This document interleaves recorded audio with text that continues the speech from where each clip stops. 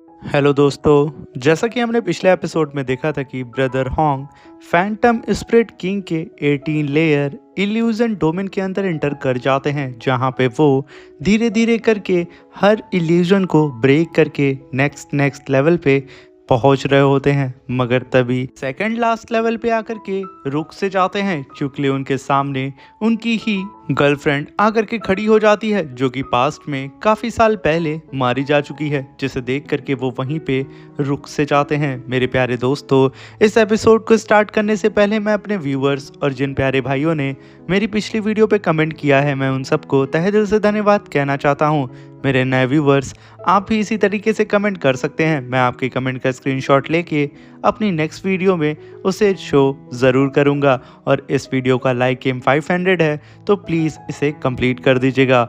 इस एपिसोड के स्टार्टिंग में हमें दिखाया जाता है कि ब्रदर होंग के सामने उनकी एक्स गर्लफ्रेंड होती है, मगर ब्रदर होंग की मेंटल पावर इतनी ज़्यादा होती है कि वो इस इल्यूजन को भी ब्रेक करके एक पोर्टल से बाहर आ जाते हैं। मगर तभी पीछे से फैंटम स्पिरिट किंग उन्हें देख के हंस रही होती है, और तभी क्वीन जल्दी से आकर के ब्रदर होंग को गले लगा लेती है। तभी फैंटम स्पिरिट किंग कहती है कि होंग, तुमने इस इल्यूजन को पास तो कर लिया, मगर क्वीन तुम्हें नहीं मिलेगी। तभी क्वीन, जो कि ब्रदर होंग को गले लगाई थी, वो उन्हें तुरंत पीछे ढकेल देती है। ब्रदर होंग को यहाँ पे कुछ समझ में नहीं आता है। तभी कई सारी लड़कियां आकर के ब्रदर होंग को कैप्चर कर लेती हैं। वहीं पे क्वीन रेडी हो जाती है ब्रदर होंग के ऊपर अटैक करने के लिए। वहीं पे ब्रदर होंग भी तुरंत अपने इमॉर्टल आर्मर को पहन करके रेडी हो जाते हैं क्वीन से फाइट करने के लिए, जहाँ पे क्वीन लगातार अपनी स्वॉर्ड से ब्रदर होंग के ऊपर अटैक करती है। ब्रदर होंग लगातार उसके अटैक को होल्ड करके उसे पीछे ढकेल रहे होते हैं।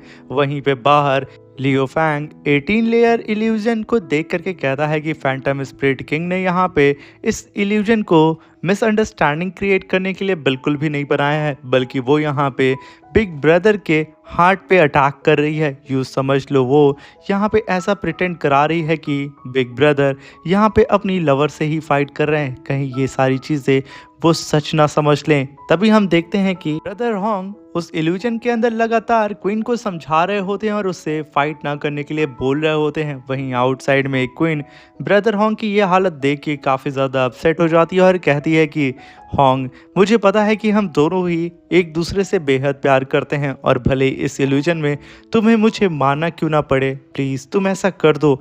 तुम यहाँ पे ज़रा सा भी गिल्ट फील मत करना। और वहीं पे इल्यूजन के अंदर ब्रदर होंग क्वीन को ज़रा सा पीछे पुश करते हैं, जहाँ पे क्वीन को यहाँ पे तकलीफ होती है और वो अपनी दोनों शॉट से ब्रदर होंग के अटैक को होल्ड करती है। मगर तभी वो अपने मास्क को हटा करके वहाँ रोने लगती है, जिसे देख के ब्रदर होंग तुरंत वहाँ पे काफ़ी ज़्यादा घबरा जाते हैं और अपने अटैक को वहीं रोक देते हैं। मगर तभी फैंटम स्पिरिट किंग पीछे से आती है और क्वीन के कोर को अपने हाथ से निकाल के वहीं पे ब्रदर होंग के सामने ब्लास्ट करके रख देती है। एक धमाके के साथ ब्रदर होंग अपनी आँख खोलते हैं। वहाँ पे क्वीन ने अपनी स्वॉर्ड को ब्रदर होंग के चेस्ट में घुसेड़ रखा था, और ब्रदर होंग यहाँ पे एकदम कुछ भी नहीं समझ पाते हैं कि सडन अभी क्या हुआ। अभी तो फैंटम स्पिरिट किंग ने क्वीन के कोर को डिस्ट्रॉय कर दिया था, और अभी क्वीन मेरे ऊपर अपने शॉट से अटैक कर दी है। तभी वहाँ पे फैंटम स्पिरिट किंग कहती है कि होंग, तुम यहाँ पे क्वीन के प्यार के काबिल बिल्कुल भी नहीं हो। तुम ऑलरेडी इस टास्क में फेल हो चुके हो। तुम मरना ही डिजर्व करते हो, और तुम्हारा प्यार भी बिल्कुल फर्जी था। ये कह करके वो वहाँ से जाने लगती है, और वहीं पे ब्रदर होंग एकदम टूट चुके होते हैं और उन्हें बार बार क्वीन की डेथ याद आ रही होती है, जिसे देख के वो अपने घुटने के बल आ जाते हैं। वहीं पे आउटसाइड में क्वीन रोना शुरू कर देती है और उसकी आंख से एक ड्रॉप आंसू की गिर जाती है, जो कि सीधा जाकर के ब्रदर होंग के हाथ पे गिरती है। और तभी ब्रदर होंग के हाथ में एक पंखुड़ी आ जाती है, और वो यहाँ पे क्वीन को याद करते हुए अपने सामने फैंटम स्पिरिट किंग से कहते हैं कि तुम्हें क्या लगता है कि यहाँ पे मैं क्वीन से प्यार नहीं करता हूँ। ये कह करके वो उठने लगते हैं, और तभी फैंटम स्पिरिट किंग जो कि जा रही थी वो पलटती है, और यहाँ पे लियो फैंग भी अपनी सांसें रोक करके ब्रदर होंग को देखने लगता है। वहीं पे ब्रदर होंग अपनी शॉट से एक अटैक करते हैं, जिसकी वजह से पूरा इल्यूजन वहाँ टूटने लगता है और खड़े होकर के आगे की ओर बढ़ने लगते हैं, और उस फैंटम स्पिरिट किंग से कहते हैं कि तुम्हें क्या लगा कि तुम मुझे इस इल्यूजन के अंदर मेरे ही प्यार के सामने खड़ा कर दोगी और मुझे उससे फाइट कराओगी, और मैं यहाँ पे टूट करके ख़त्म हो जाऊँगा। शायद तुमने कभी प्यार किया ही नहीं होगा, और इसी वजह से तुम्हें इसके बारे में कुछ पता भी नहीं है। मैं तुम्हें बता दूं कि ये जो मैं क्वीन से प्यार करता हूँ ना, वो प्यार मेरी कमज़ोरी ही नहीं बल्कि ये मेरी ताकत है और जिसके बारे में शायद तुम कभी भी नहीं समझ पाओगी। और मैं इस इल्यूजन में आने के बाद एक चीज़ और बेहतर तरीके से समझ चुका हूँ कि मैं सच में उससे बेहद प्यार करता हूँ। ये कहते ही वो उस इल्यूजन को तोड़ के बाहर आते हैं और तभी क्वीन भी उन्हें तुरंत हक कर लेती है और तभी सारी लड़कियां वहाँ पे ब्रदर हॉन्ग की तारीफ करने लगती हैं क्योंकि आज तक कोई भी ऐसा कल्टीवेटर नहीं था जिसने फैंटम स्पिरिट किंग के इस इल्यूजन को तोड़ पाया हो।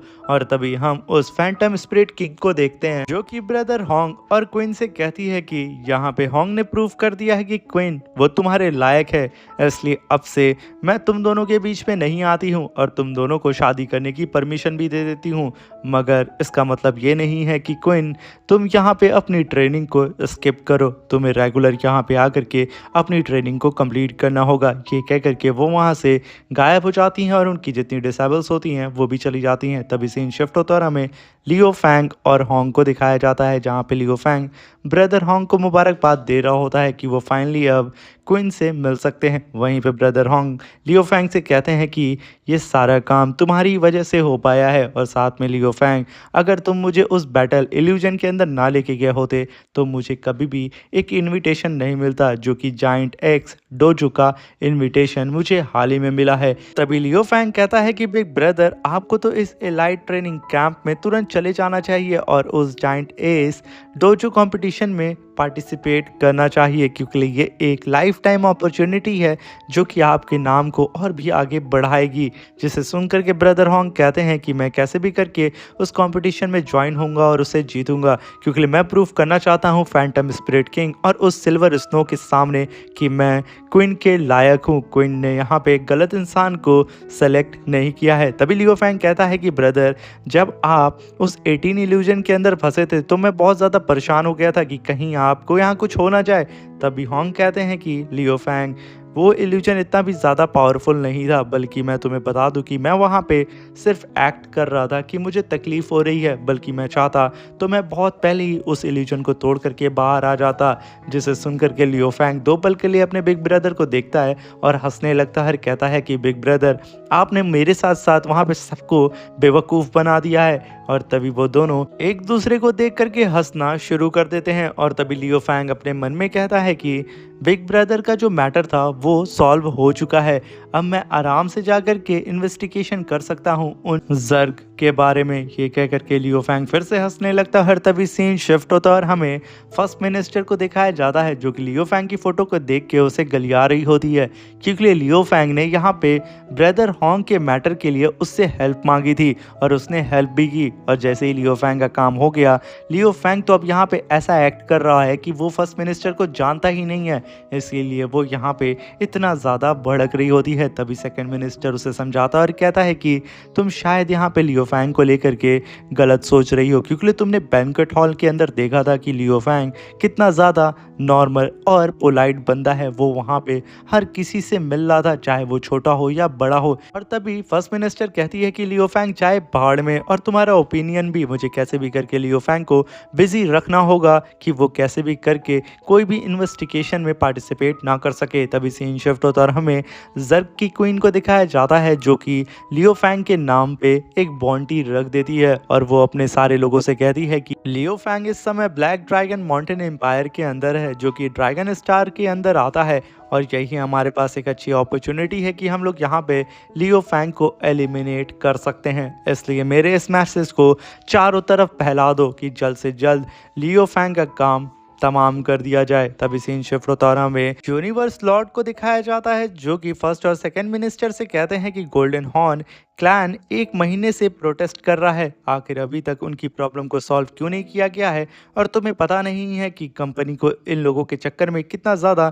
माइनिंग में नुकसान झेलना पड़ रहा है। जिसे सुन करके सेकंड मिनिस्टर वहाँ पे माफ़ी मांग रहा होता है। वहीं पे लियो फैंग कहता है आखिर बबाता ये गोल्डन हॉर्न क्लैन का क्या सीन है। तभी बबाता बताती है कि एक महीने से वहाँ पे काफ़ी ज़्यादा प्रोटेस्ट हो रहा है जिसकी वजह से वर्चुअल यूनिवर्स कंपनी को काफ़ी ज़्यादा नुकसान झेलना पड़ रहा है क्योंकि ये गोल्डन हॉर्न क्लैन वाले माइनिंग में काफ़ी ज़्यादा एक्सपर्ट होते हैं और इनकी माइनिंग और रिफाइनिंग के चर्चे तो पूरी दुनिया में है। तुम जिस डिवाइन वेपन को यूज़ करते हो उसे भी रिफाइन करने वाले इस गोल्डन हॉर्न क्लैन वाले ही हैं। तो तभी बवाता उस गोल्डन हॉर्न क्लैन के प्रोटेस्ट की क्लिप को दिखाती है जहाँ पे एक कल्टीवेटर वॉल को डिस्ट्रॉय करके वहाँ पे सारे लोगों को शांत कर रहा होता है, जिसे देख करके लियो फैंग कहता है कि ये जो कल्टीवेटर है बल्कि वो काफ़ी ज़्यादा पावरफुल है, बल्कि उसने यहाँ पे अपनी सिर्फ थोड़ी सी पावर को यूज़ करके जितने भी नॉर्मल कल्टीवेटर हैं उन्हें शांत करने की कोशिश की है। शायद ये अपने लोगों को नुकसान पहुँचाना नहीं चाहता है। तभी बवाता कहती है कि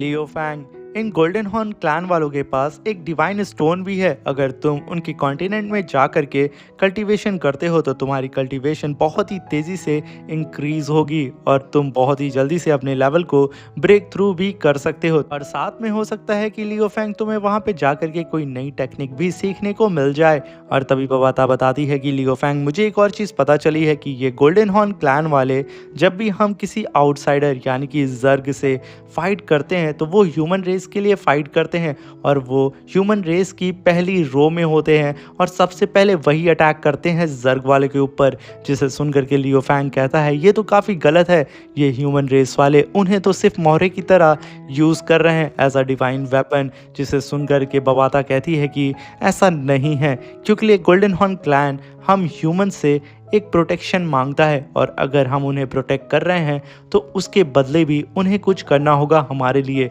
और उनकी स्ट्रेंथ बहुत ज़्यादा होती है और वो लोग लड़ाई और वेपन के ही मामले में जाने जाते हैं, इसलिए वो रो में सबसे ज़्यादा आगे होते हैं। और तभी हम वहाँ पे फर्स्ट मिनिस्टर को देखते हैं जो कि यूनिवर्स लॉर्ड से कहती है कि ये जो मैटर है गोल्डन हॉर्न क्लैन और हम लोगों के बीच में ये सिर्फ एक मिसअंडरस्टैंडिंग है, इसलिए हमें कोई नॉर्मल से ऑफिसर को भेज करके हम लोगों के बीच में जो मिसअंडरस्टैंडिंग है उसे दूर कर लेना चाहिए। तभी लियो फैंग अपने मन में कहता है कि ये औरत कितनी ज़्यादा चालाक है, इसने कितनी शातिर तरीके से अपना नाम पीछे कर लिया और खुद को सेव कर लिया और यहाँ पे एक आइडिया भी पेश कर रही है, साथ में इस गोल्डन हॉर्न क्लैन के मैटर से मुझे दूर करने की कोशिश कर रही है। आखिर वहाँ पे क्या चल रहा होगा, मुझे इसके बारे में पता लगाना होगा और इसके प्लान को यहाँ फेल करना होगा। और तभी हम देखते हैं कि फर्स्ट मिनिस्टर और यूनिवर्स लॉर्ड के बीच में बात हो रही होती है, मगर तभी लियो फैंग उसकी ओर देखता है और तभी फर्स्ट मिनिस्टर भी लियो फैंग को देख के मुस्कुराने लगती है।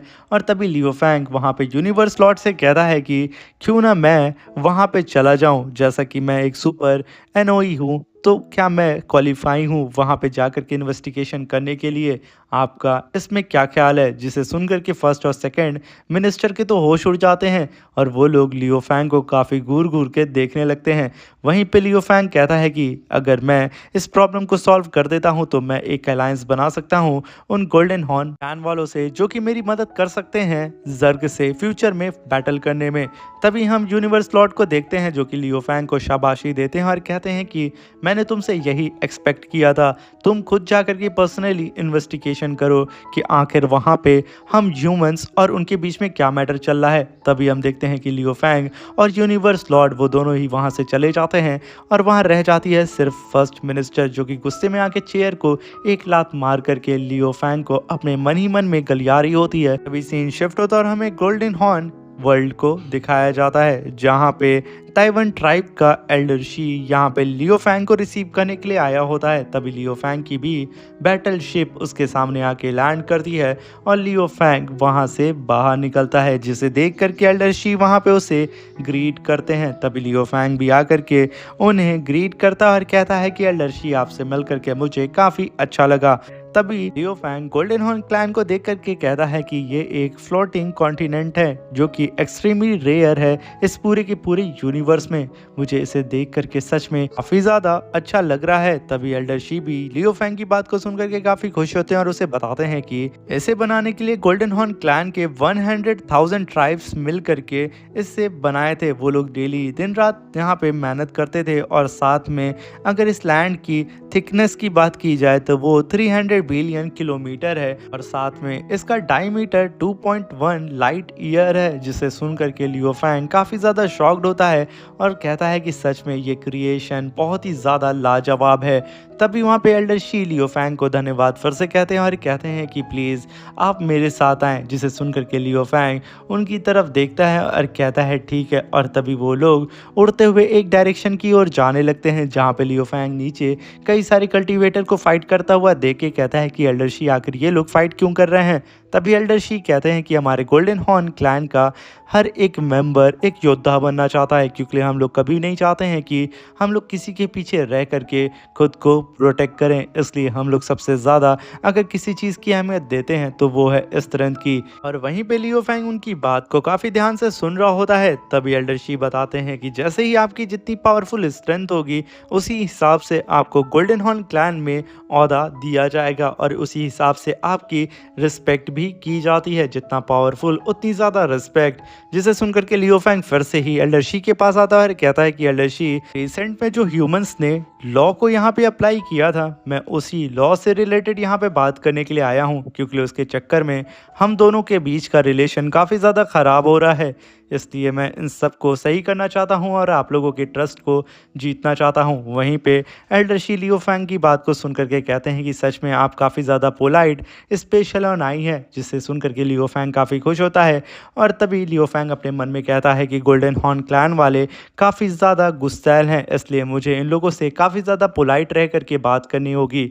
तभी बबाता कहती है कि लियो फैंग, आखिर तुम इतने समझदार कैसे हो गए और तुम्हें यहाँ पे बटरिंग करना कब से सीख लिया। तभी लियो फैंग कहता है कि ये सब तो मैंने शायद तुमसे ही सीखा है। तभी हम देखते हैं कि लियो फैंग गोल्डन हॉर्न क्लैन में पहुंच जाता है। तभी आसपास के लोग लियो फैंग की ह्यूमन पावर को देख के कहते हैं कि ये तो सिर्फ domain Lord level 9th level का कल्टीवेटर है, आखिर इसे एल्डर शी इतना ज़्यादा पर्सनली गार्ड क्यों कर रहे हैं, आखिर ये बंदा है कौन। तभी एल्डर शी लियो फैंग को लेकर के आगे की ओर बढ़ने लगते हैं, जहाँ पे हर कोई लियो फैंग को घूरा जा रहा होता है। तभी एल्डर शी एक जगह पे रुक करके लियो फैंग को एक मूर्ति दिखाते हैं और कहते हैं कि क्या आप इसके बारे में कुछ जानते हैं। तभी लियो फैंग कहता है ये गोल्डन हॉर्न क्लैन के ग्रेट हेल्डर हैं, जिनका नाम हिस्ट्री में दर्ज है, जिसे जी लूडो कहा जाता है। ये कह करके वो वहाँ पे गोल्डन हॉर्न क्लैन के ही अकॉर्डिंग उन्हें ग्रीट करता है, जिसे सुन करके एल्डर शी काफ़ी ज़्यादा खुश होते हैं। और तभी लियो फैंग कहता है कि मैं यहाँ पे आने से पहले यहाँ के बारे में काफ़ी ज़्यादा रिसर्च किया हूँ और साथ में मैं जिस डिवाइन वेपन को यूज़ करता हूँ उसे रिफाइन करने वाले एल्डर जी लूडो ही हैं। तो इससे हम अंदाज़ा लगा सकते हैं कि आखिर ये कितने ज़्यादा पावरफुल होंगे। मगर तभी आसपास की ज़मीन वहाँ पे हिलने लगती है और तभी लियो फैंग पलटता है और अपने पीछे एक जाइंट से मॉन्स्टर को देखता है, जिसे देख करके वो एल्डर शी से कहता है कि आखिर ये क्या चीज़ है। और तभी एल्डर शी कहते हैं कि ये एक स्टार बीस्ट है, जिसे हमारे एल्डर जी लूडो ने ही पकड़ा था और वो इसे अपना पेट बनाना चाहते थे, मगर इस बीस्ट ने उनके सामने सरेंडर करने से मना कर दिया, इसलिए उन्होंने इसे सील कर दिया। अगर वो ऐसा नहीं करते तो कोई और इसे पकड़ के इसकी जान ले लेता, क्योंकि ये एक काफ़ी रेयर बीस्ट है और ये जैसे ही अपनी इमॉर्टलिटी को कल्टीवेट कर लेगा हम इसे यहाँ पे छोड़ देंगे। तभी बबाता लियो फैंग को बताती है कि ये स्टार बीस्ट के पास टाइम को स्टॉप करने की पावर है। अगर लियो फैंग यहाँ पे तुम इसके क्लोन को बना लेते हो तो सच में तुम्हारे हाथ में लॉटरी लग जाएगी और तुम्हारे पास एक और काफ़ी ज़्यादा वर्दी कैंडिडेट आ चुका होगा, जो कि तुम इसका यूज़ करके किसी को भी होल्ड कर सकते हो। जिसे सुन के लियो फैंग आगे बढ़ने लगता है, मगर तभी एल्डर शी उसका रास्ता रोक के बताते हैं कि उस फॉरबिडन लैंड में जाना हमारे लिए बिल्कुल मना है।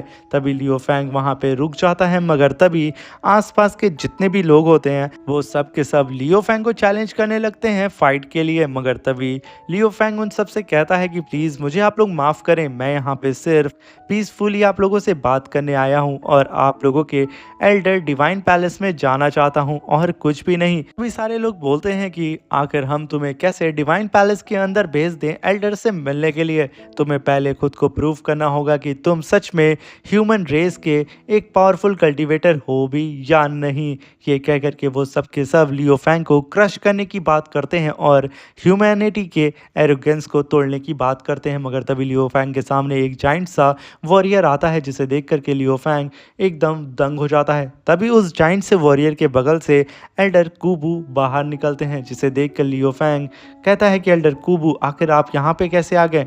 एल्डर कुबू को देख के सब शांत हो जाते हैं और तभी एल्डर कुबू तुरंत आकर के लियो फैंग को ग्रीट करते हैं और उसका वेलकम करते हैं और सारे लोगों से कहते हैं कि आखिर तुम लोग पागल तो नहीं हो गए हो, ह्यूमन रेस वाले हमारे दोस्त हैं ना कि हमारे दुश्मन। और मैं तुम लोग को बता दूं कि हम सबको इनकी ज़रूरत है, इनके सपोर्ट की ज़रूरत है, इसलिए सब के सब यहाँ पे चुपचाप शांति से अपनी जगह पे खड़े रहो।